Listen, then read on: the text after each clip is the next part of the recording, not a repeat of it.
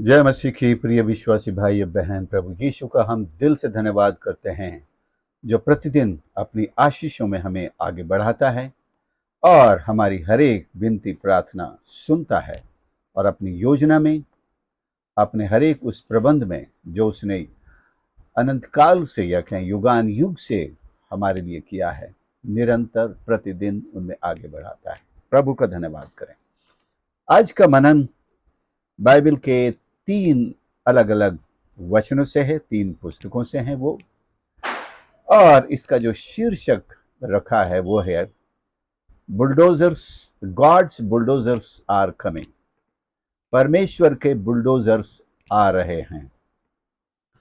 यूं तो ये शब्द बुलडोजर बाइबल में नहीं आता है, लेकिन इसका अर्थ जरूर बारंबार आया है। अगर कोई नई बाइबल का ट्रांसलेशन करेगा तो मेरा पूरा विश्वास है अवश्य ये ट्रांसलेशन, ये शब्द उसमें आएगा।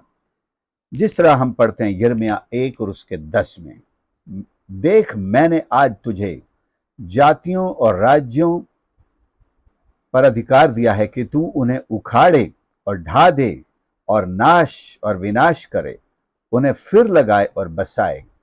यहां पर यिर्मयाह को एक सशक्त ऐसा हथियार बनाया गया है। जैसा काम उसे सौंपा गया है, ये एक बुलडोजर के ही बस का है। कि इसको और अधिक समझना हो तो हम नीति वचन उसके 15 और उसके 25 को भी पढ़ सकते हैं, जहां पर लिखा है, यहोवा अहंकारियों के घर को ढा देता है परंतु विधवा की सीमाओं को अटल रखता है। परमेश्वर अहंकारियों के घर को ढा देता है। तो घर को गिराने का साधन बुलडोजर ही है। पहले जमाने में ये नहीं थे, ये एक नया आविष्कार है। तो अब आसान हो गया है, तो हम इससे अपनी सेवकाई को या सेवकाई के लिए एक ऐसे हथियार, औजार को अच्छी रीति से समझ सकते हैं कि हमको किस तरह से, कैसे हथियारों के साथ काम करना है। यहां पर इन सारी बातों को फिजिकली लेने की जरूरत नहीं है, ये आत्मिक सेवकाई है। अहंकारी लोग जरूर फिजिकल दिखाई देंगे, उनके दिमागों में अहंकार कूट कूट कर भरा हुआ है, और अत्यंत दुख की बात तो यह है कि उन्हें इस बात का पता नहीं है। वो शायद नम्र होने का भी दिखावा करते हैं, वो दूसरों की सहायता करने का भी दिखावा करते हैं और करते भी हैं, लेकिन परमेश्वर की दृष्टि में वे अहंकार से भरे हुए हैं, और अहंकारी को परमेश्वर बर्दाश्त नहीं करता है। क्योंकि अहंकारी होना सबसे पहली निशानी तो यही है कि वो परमेश्वर को स्वीकार नहीं करते हैं। वे अपने ज्ञान, अपनी बुद्धि, अपनी समझ, अपनी ताकत, इन्हीं के सहारे जो कुछ हासिल करते हैं, इसी को श्रेय देते हैं। अहंकारी परमेश्वर को नहीं मानता है। ये एक मूर्ति पूजक से भी बढ़कर खतरनाक है। मूर्ति पूजक चलो मूर्ति में किसी एक देवता को भी तो मानता है, लेकिन इसके दिमाग में अहंकार का नशा ऐसा चढ़ता है जो अपने आप को ही ईश्वर और देवता और सब कुछ मानने लगता है, मन वही सब करता है। परमेश्वर ऐसे लोगों को अपने राज्य में बाधाओं के रूप में देखता है और अपने भक्तों से कहता है कि वे इस तरह की बाधाओं को हटा दें। यहां नीति वचन 15 के 25 में हमने जो इनका शिकार होने वाले सबसे सीधे लोग, विधवाएं और गरीब, अनाथ, मजलूम लोग हैं, जो इनके अहंकार का ज्यादा शिकार होते हैं, उनके घरों को ये ढा देते हैं, ये उनकी सीमाओं को बिल्कुल मिटा देते हैं। और सीमाओं को मिटाने का और भी अर्थ है कि ये परमेश्वर का न्याय बिगाड़ देते हैं, उनकी आशीषों के बिल्कुल निशान ही मिटा देते हैं। यहां तुम्हारा कोई हिस्सा था ही नहीं, मानो तुम यहां कभी रहते ही नहीं थे, तुम यहां के हो ही नहीं।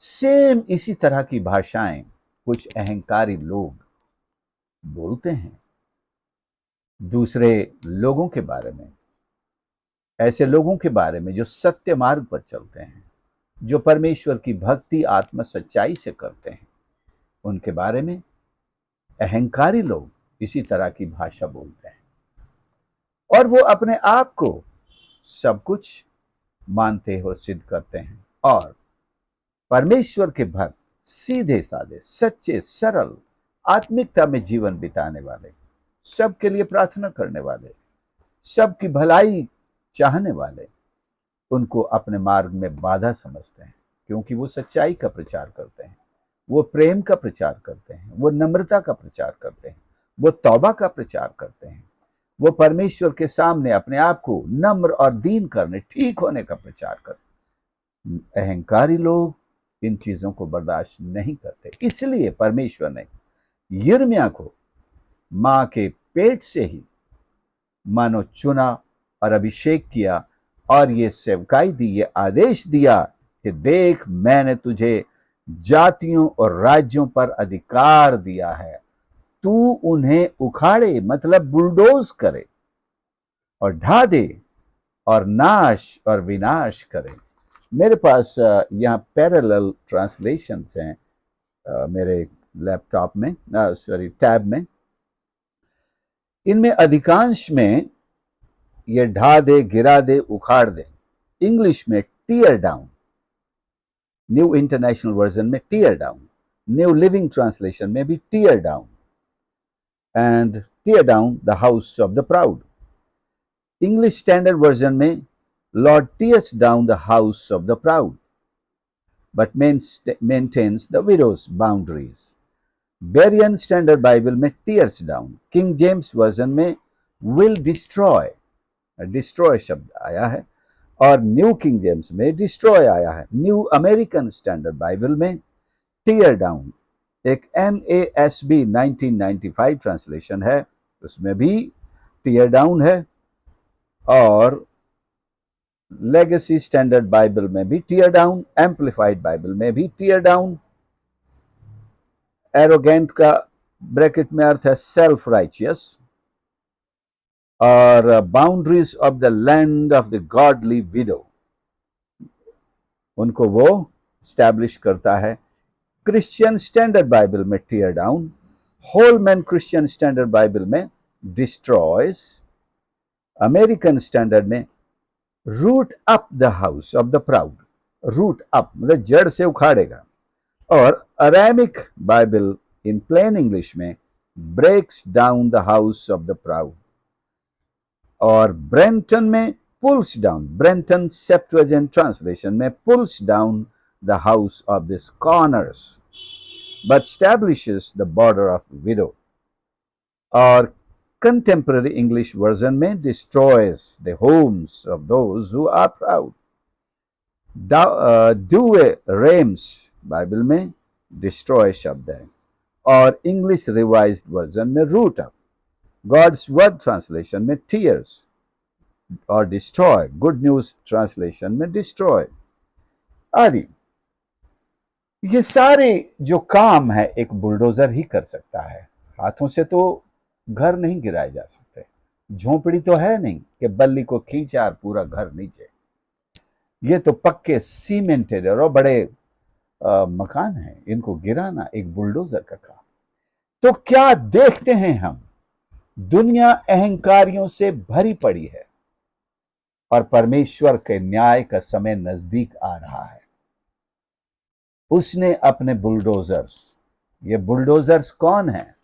ये वो लोहे का बना हुआ ट्रैक्टर नहीं है, मशीन वाला नहीं है। ये आप हैं जिन्होंने परमेश्वर की सेवकाई के लिए उसकी बुलाहट को प्राप्त किया है। एक व्यक्ति ही वो बुलडोजर का काम करने के लिए चुना गया है। मतलब ये फिजिकल घरों को गिराने की बात नहीं है। ध्यान रखें, हम किसी उद्योगपति के घर पहुंच जाएं कि भाई मैं आपके घर को गिराने आया क्योंकि परमेश्वर ने मुझसे कहा अहंकारी का घर गिराना है, वो बात नहीं है। उनके अहंकार रूपी घर जिसमें वो बैठे हुए हैं, आत्मिक रूप से बैठे हुए हैं, इमोशनली बैठे हुए हैं, उस घर को जिसको वो सोचते हैं कि मैंने अपनी सोच से जो उन्होंने बनाया है उसको गिराना है, तो उसको गिराने का हथियार जो बुलडोजर है वो परमेश्वर का वचन है। वो बुलडोजर परमेश्वर का वचन है, जिसे आप प्रभु के सेवक अपने मुंह से एक चोखी तलवार के रूप में इस्तेमाल करते हैं, चाहे प्रचार में, चाहे भविष्यवाणी के वचन के रूप में, चाहे प्रार्थना या अधिकार या भविष्यवाणी के वचन में आप इस्तेमाल करें। यिर्मयाह तो भविष्यवक्ता के रूप में बुलाया गया है, वो भविष्यवाणी करता है और अहंकारियों के अहंकार टूटते हैं।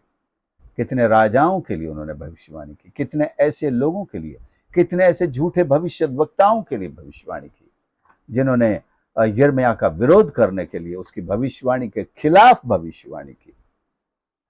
जब उसने कहा 70 साल की बंधुआई, एक झूठा भविष्यवक्ता खड़ा हुआ और उसने कहा 70 नहीं, केवल 2-2.5 साल की, और उसने कहा सॉरी, अब तूने इस जुए को लोहे का जुआ बना दिया। झूठी भविष्यवाणियों को मान लेना भी खतरनाक है। हम अपने लिए लकड़ी के जुए के सामने लोहे का जुआ बना लेते हैं अगर हम उसे मान ले तो। यशायाह 40:4 और 5, हर एक घाटी ऊंची की जाएगी, घाटियां जो नीचे होती हैं ऊंची की जाएगी, हर एक पहाड़ और पहाड़ी नीची की जाएगी। यह बुलडोजर से ही संभव है।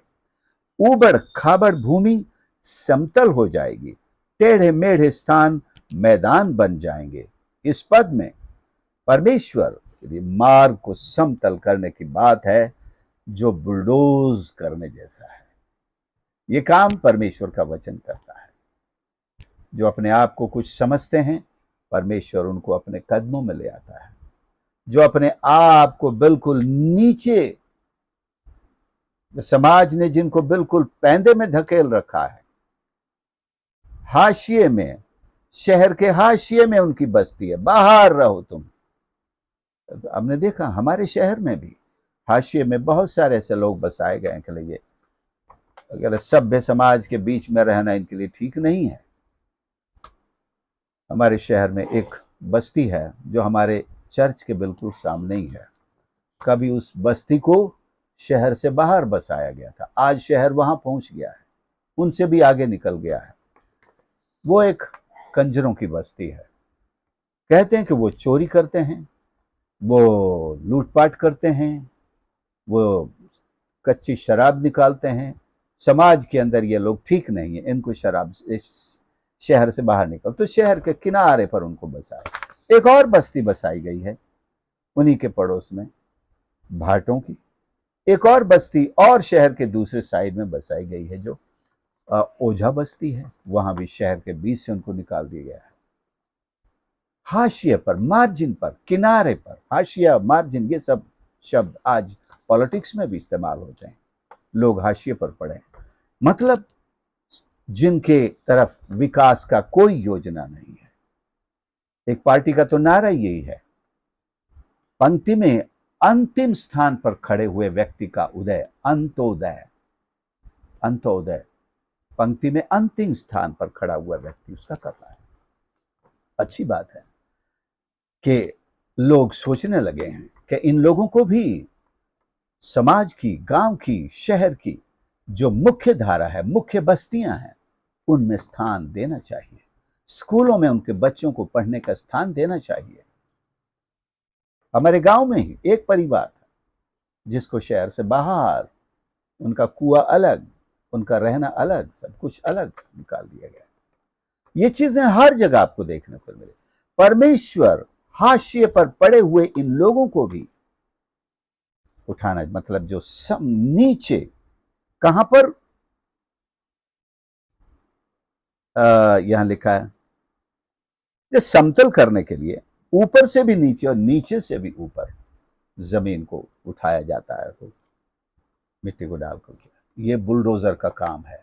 बुलडोजर सिर्फ गिराता नहीं है, नाश नहीं करता है, समतल भी करता है, बराबर भी करता है, ऊपर वाले को और नीचे वाले को बराबर करता है, और सब के लिए एक ऐसा स्थान तैयार करता है कि सब एक साथ रह सकें, ईश्वर की आराधना कर सकें।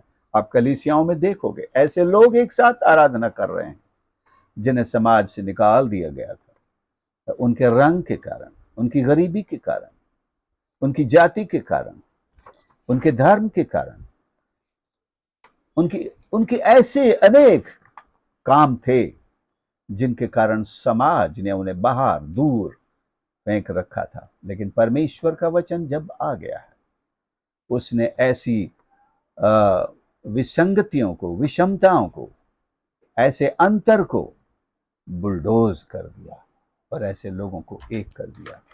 अब ना कोई यहूदी रहा, न अन्य जाति रहा, न यूनानी रहा, और ना और भी कई फिरके थे जो लोग आपस में अलग अलग बटे हुए थे, एक दूसरे से लेन देन नहीं था। लेकिन आज एक मेज पर बैठ करके खाते हैं, एक साथ आराधना करते हैं, गले मिलते हैं, रिश्तेदारियां करते हैं। तो ये परमेश्वर के वचन की सामर्थ है, जिसने कहा हर एक घाटी ऊंची की जाएगी, हर एक पहाड़ी नीची की जाएगी। ये ऊंची घमंड वाले, ऊंची जातियों वाले, अपने ऊंचे ओहदे वाले, हर प्रकार से अपने आप को ऊंचा समझने वाले नीचे पड़े हुए लोगों के बराबर आकर आज बैठ रहे हैं। ऊबड़ खाबड़ भूमि समतल हो जाएगी, टेढ़े मेढ़े स्थान मैदान बन जाएंगे। इससे परमेश्वर के द्वारा ये बुलडोज करने का काम एक आशीष का काम रहेगा। बाधाओं को परमेश्वर हटा रहा है, ऐसा मार्ग तैयार कर रहा है जिस पर सब लोग चल सकें और परमेश्वर की आशीषों को प्राप्त कर सके। नीति वचन 15:25 सच में यही शिक्षा देता है कि परमेश्वर घमंडियों का घर गिरा रहा है, उनके घमंड गिरा रहा है। जिन घमंड को उन्होंने ऐसा अपना आशियाना बना लिया, अपनी सुरक्षा बना लिया, अपना किला बना लिया है, वो किले बुलडोज कर रहा है, गिरा रहा है। और इन्हीं घमंडियों ने विधवाओं के सीमाओं के निशान मिटा दिए, मतलब अपने हिस्से को उनके घरों में घुसा दिया। यहां तक हमारा है, तुम्हारा नहीं है, तुम यहां से निकलो, चलो जाओ यहां से। अहंकार के प्रति परमेश्वर का घोर एक विरोध है, एक निराशा है। ये लोग अपने आप को ऐसा आत्मनिर्भर समझते हैं कि परमेश्वर के किसी भी आशीष को अपना योगदान नहीं मानते हैं, जैसे परमेश्वर ने उनके लिए कुछ किया ही नहीं, मानो उन्होंने खुद ही अपने आप को बनाया है, तैयार किया है। ये शरीर भी उनका अपना ही बनाया हुआ है। तो ये स्वभाव इंसान को परमेश्वर से दूर ले जाता है। तो परमेश्वर का प्रेम है कि वो हर एक को अपने समीप खींचता है, उनका उद्धार करना चाहता है, क्योंकि समय थोड़ा रह गया है। प्रभु यीशु का आना निकट है, अब धीरे धीरे काम नहीं होगा, इसलिए बुलडोजर चलेगा। लोगों को परमेश्वर के मार्ग पर, उसकी आशीष में लाकर खड़ा करना है। निर्बल जो अब तक वंचित रहे हैं, घाटियों में पड़े हैं, दबे पड़े हैं, कुचले पड़े हैं, परमेश्वर उनको ऊंचे स्थान पर लाना चाहता है। अपनी महिमा उनके जीवन से भी लेना चाहता है, अपनी आशीषें उनके जीवन में भी बांटना चाहता है। जो धनवानों के लिए है वही गरीबों के लिए है। त्यागे हुए, छोड़े हुए, दबे और कुचले हुए सबका उदय करके परमेश्वर अपनी रोशनी सबके ऊपर चमकाना चाहता है।